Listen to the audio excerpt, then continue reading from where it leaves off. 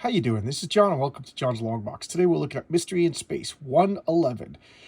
This is 50 cents, and look at this. We got art by Jim Aparo, amazing. Marshall Rogers, amazing. Steve Ditko, legend. Dan Spiegel, legend. Looks so, just that alone is enough to grab you.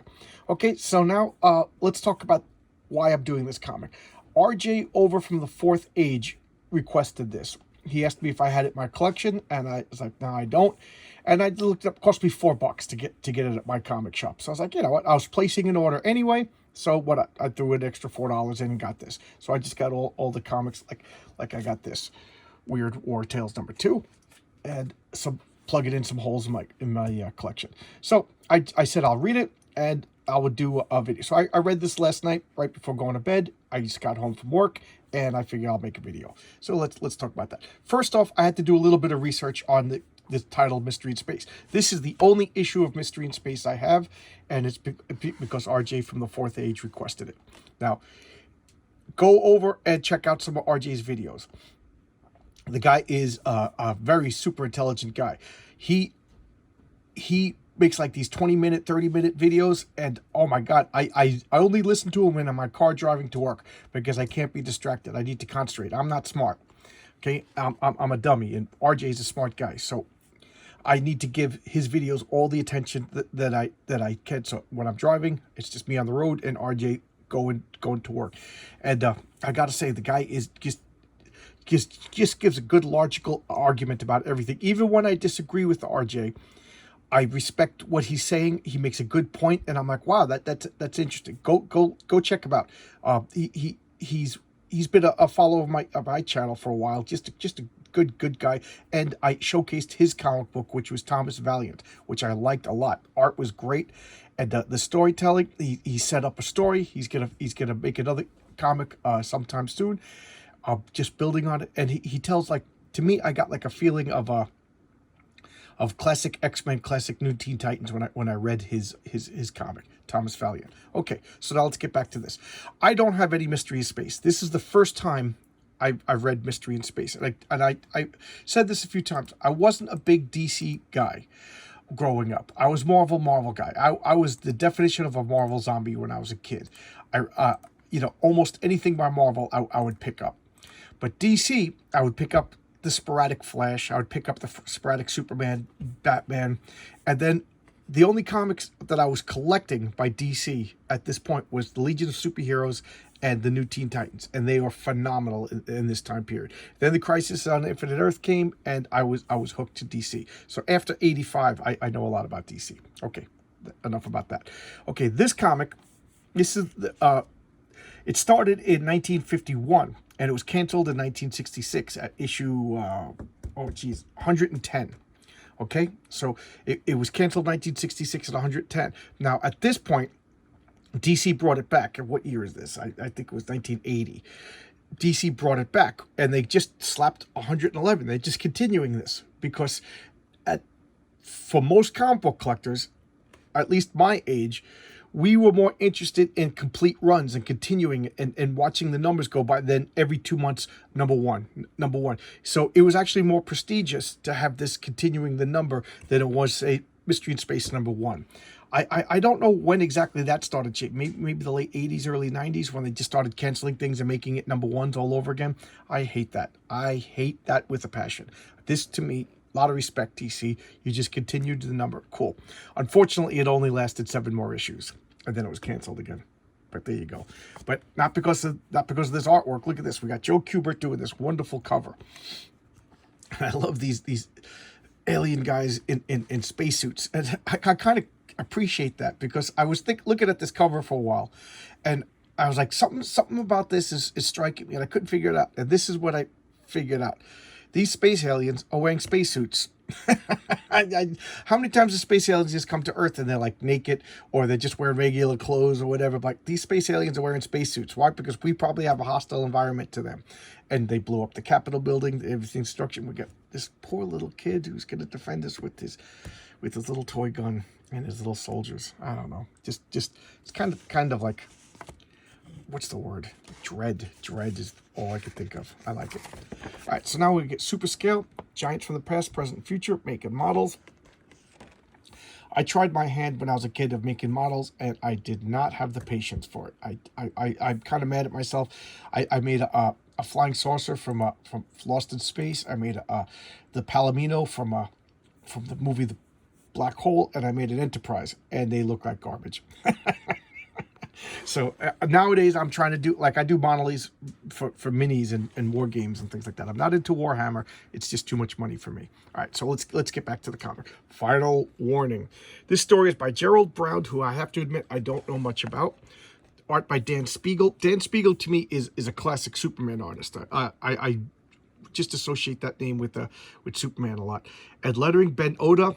Oh my God, this is like 3 comics in a row that I said. I remember saying I don't recognize the name Ben Oda, and now boom, it turns out that he was doing a lot of work at this time period.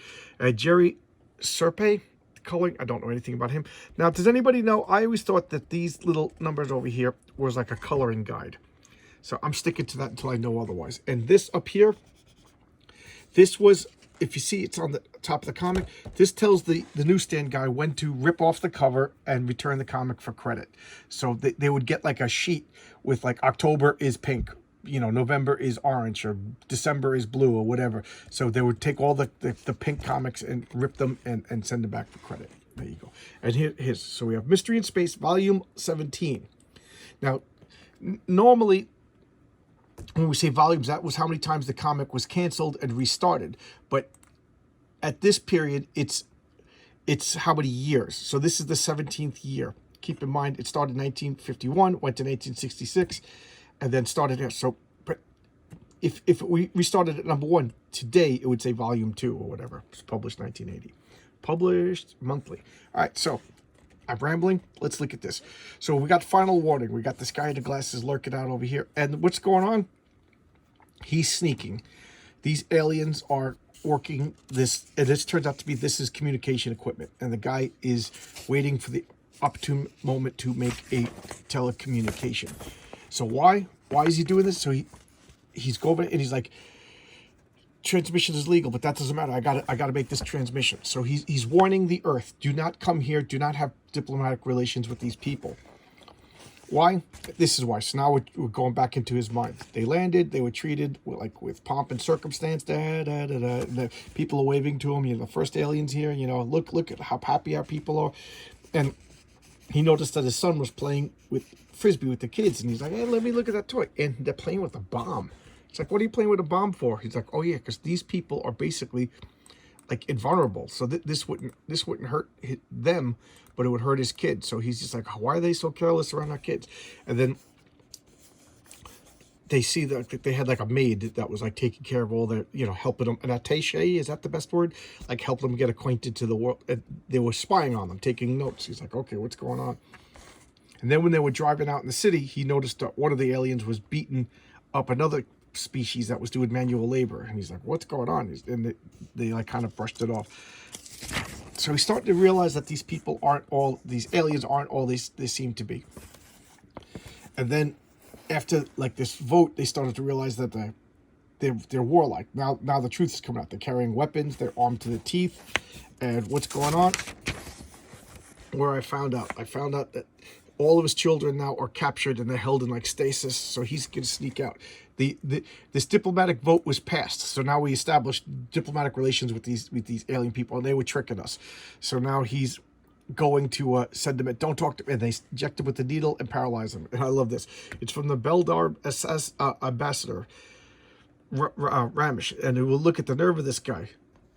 Postage due. He's like, hotshot ambassadors can pay bills just like the rest of them, can't they? Certainly. Cancel their transmission. Da da da da da da. So he's risking his life to send them that don't come here, and then they blow him off. This, okay, when I first saw this, I was like, well, this is 1980. They shouldn't have these stories, but it's not a story. This is just explaining why the comic is coming back. So this is written by the editor, and I read, this is what told me all the stuff about the comic was canceled and it came back. And one of the things I did like is it told me some stuff that I didn't know, like editor Julius Schwartz. He was into the pulps, and he was a literary representative of people like H.P. Lovecraft and August Derleth, and why can't I think of and Ray Bradbury. And he wanted to make a comic book that was comparable to the pulp magazines that he liked as a kid, like the science fiction pulp magazine. And this was and that's where he came up with Mystery in Space. And Mystery in Space had a lot of Adam Strange, Hawkman, and Space Cabbie, and things like that. So there you go. It filled me on some information that I didn't know. All right, so now we have viewpoints. So let's look at the credits. Story by Charles Boatner, who I know nothing about. Art by Marshall Rogers. Letters by John Costanza. Colors by Tatjana Wood. That's Wally Wood's wife, and she's probably my favorite colorist. I just love her colors. And she uses the old-fashioned pen and ink color. So here we have caveman getting attacked by gigantic bats. And we pull out, and it's a robot watching this on a Magic Science time machine viewing portal. So he's viewing the past, and he's like, why am I watching this? What's going on? And he's watching this guy beat up a bat. So he's like, what? And he's pulling back more, and then he sees that he himself is in the background. And I must retreat. And he's seeing himself get destroyed by the caveman. He's like, how does that happen? I got to make sure this doesn't happen. How is that? Oh my, that's unbelievable. And then I started reading this. I didn't realize it was an ad for Twinkies. I was like, why is Batgirl all of a sudden in this story? And then we have a Jet Set Jessie Jewel Thief. And what are these lines? What is she? Is she like spinning around? Is she sparkling? I don't know. I don't understand what these lines are. And she goes to kick her, and she blocks it. And Batgirl's all out of tricks after one kick, so she throws Twinkies at her. And she's like, oh, all right, I'm gonna stop and eat the Twinkies. And then she just passively gets arrested by Batgirl because Twinkies are delicious and they would work on me. So now he's like, I gotta smash this time portal machine before I get sucked in. Oh, too late. Whoop! He gets sucked into the past by smashing the stupid machine. And he shows up. Da-da! And now he's like, they start worshiping him as a god. It's like, because the circuit, it will destroy me. I'm trapped here, you know. So, oh my God, what am I gonna do? And he falls into a pit, and they rescue him. These cavemen are like nothing but nice to this robot. So now he's just following them around, and he's like talking about them, and he's teaching them English, and he's doing the smoke clears up in the shape of a memory. He's having a memory of his creator. This caveman kind of looks like the guy who created it. So now he's getting sentimental to him, and he's like starting to build up like he's liking him. And now the bat attacks. So now he's seeing the scene that he saw in the viewfinder. So the kid he stays back. He doesn't want to get involved because he doesn't want to. This is where he gets destroyed, and the kid gets taken away and eaten. And he's like, "Oh my God, I did nothing. Your child is now destroyed, and I did nothing." And he just falls over in despair. He's like, I can't believe I did nothing. They apparently write him up. And when the circuit wears off, he goes back into the future, and he grabs them and takes them into the future. So he saves humanity because he came from a barren world where there were no humans because of the war, the atomic wars. So there he goes. He brought cavemen from the past, and they're living an idyllic life into the future because he felt guilty that he let their kids die. This story infuriated me. That's right. Isabella. I wonder if that's Tony Isabella, artist, Calnan, and Salardo. I don't know who any of these people. Well, I know Tony Isabella, if that's Tony Isabella. So nuclear war. Everything's destroyed. And he's like, what am I going to do? I'm going to kill myself. I can't believe I'm. And he turns it on. Hello, Mr. Woodburn. This is the External Revenue Service. Computer Baba speaking. There seems to be a slight discrepancy in your tax return. Da-da-da-da-da-da. You know, nothing less but death and taxes. And look at this, the sea monkeys. Enter the wonderful world of the amazing. I love this ad. I love this ad so much. And then you get them in their smelly brine shrimp. They're like little freeze-dried like shrimp eggs. You put them in the water that moistens them up, and smelly, stinky little brine shrimp come out and do nothing. Earth's last column destroyed or shattered. World awaits surrender terms for the alien fleet. And we don't have any credits yet. Again, is this a color guide? I don't know. So look at the artwork though. I love like the subtle lines over here that give it texture, like up here. I don't know. I just really like that. You don't really see that much anymore. They're going through. Here come the saucers. Just they're going through. You know, conquering everything. I really do dig this. And then boop, here comes what I guess that he's the alien leader. This guy's got a mask on. And they all hail the conquering leader. He's saluting everybody, and then we got a lone survivor. He's going to assassinate the leader. Oop, he's got to hide. He's drawn out. And they just kill him and fly away. Poor guy. And then this guy, he lands, and what does he do? He takes off his mask. He's the last human. To Colonel Davis from A Grateful World for outstanding service in the first interplanetary diplomat. So this guy is ashamed of himself. What does that say? For Colonel Davis for opening the gates of Earth, the Guaranteed Life Award. So here he goes. So what did he do? This guy went into space, and I guess he disguised himself as an alien to save his life, and he betrayed the Earth, this piece of garbage. So Gerald T. Brown, who I don't know, Jim Apparel, I love that artwork, and again, Tatiana Wood, so cool. So now we got some Steve Ditko action over here. So we got Mike W. Barr. So I already said that Jim Apparel was my Batman artist. I said that when I talked about the Batman and the Outsiders. When I started collecting Batman, it was Mike W. Barr and Jim Aparo doing Batman. So I just have a soft spot for these guys. So let's finish this. So we got Steve Ditko, John Costanzo letterer, Jeremy Serpe colorist, and Jack C. Harris co-plotter. And what do we have here? This is like 80s Ditko. To me, this is where Ditko started to phone it in. And this is the era when I started being introduced to Ditko. The funny thing is I had these little Spider-Man books that I would get out of the library, and it had the original, like, first 20 so issues of Spider-Man, and I loved the artwork. And back then, I didn't pay attention to the credits. So when I started buying comics, I was going to the library and getting comics. I didn't really care. I wasn't paying for them. But then when I started paying for them, and if I didn't like the art, that's when I looked at who wrote this to avoid that name. And one of them was Steve Ditko. I remember I got a Micronauts annual, and I hated the artwork.